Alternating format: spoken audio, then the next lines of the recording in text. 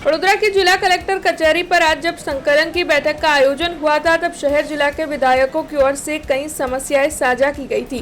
तब संकलन की बैठक के पूर्ण होने के बाद विधायक शैलेश मेहता की प्रतिक्रिया सामने आई है। दरअसल डभोई के विधायक शैलेश मेहता की ओर से भायली इलाके में अशांत धारा लागू करने के लिए इस बैठक के तहत पेशकश की गई है। इसके अलावा अणखोल गाँव के तलाटी की ओर से जो खर्च किया गया है, उसकी पेशकश भी उनकी ओर से की गई है और साथ ही तलाटी की ओर से आरसीसी सड़क और पेवर ब्लॉक के सबसे ज्यादा काम हुए हैं, इस मुद्दे को भी उनकी ओर से उठाया गया है। तो वहीं जिला पंचायत के नेताओं की ओर से काम नहीं हो रहा होने के मद्देनजर गांधीनगर पर जो रजूआत की गई है, उस मुद्दे को लेकर भी डभोई के विधायक शैलेश मेहता ने प्रतिक्रिया दी है। तब आइए सुनते हैं डभोई के विधायक शैलेश मेहता क्या कह रहे हैं। दर महीनाની જિલ્લા સંકલન હોય છે, કલેક્ટરના અધ્યક્ષ સ્થાને એમપી એમએલએની સંકલન હોય છે। આજે પણ એ રીતની હતી। પાછલા જે પ્રશ્નો હતા એની પણ ચર્ચા થઈ છે। એસસી એસટીના વિદ્યાર્થીઓને ફ્રી શિપકાળમાં જે તકલીફો પડી છે એની પણ ચર્ચા થઈ છે।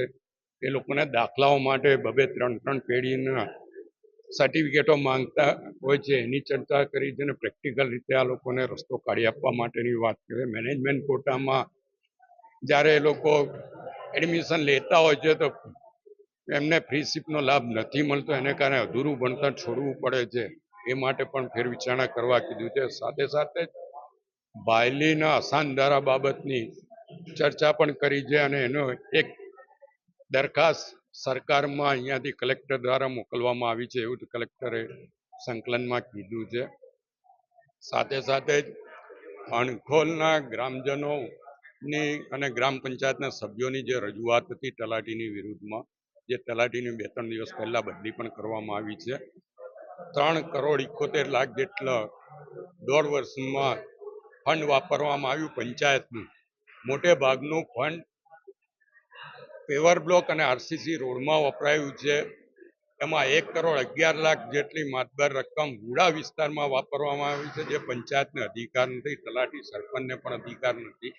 ત્યાં આગળ જે તે એમણે રકમ વાપરી છે।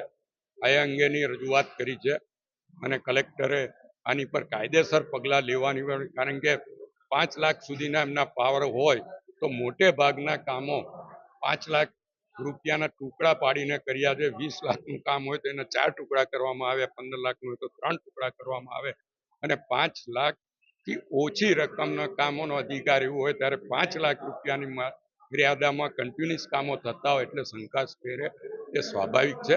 આ બાબતની રજૂઆત કરી છે। ટીડીઓએ પણ સ્વીકાર્યું છે કે જે સત્તા નથી એવા કામો તલાટી द्वारा ત્યાં કરવામાં આવ્યા છે।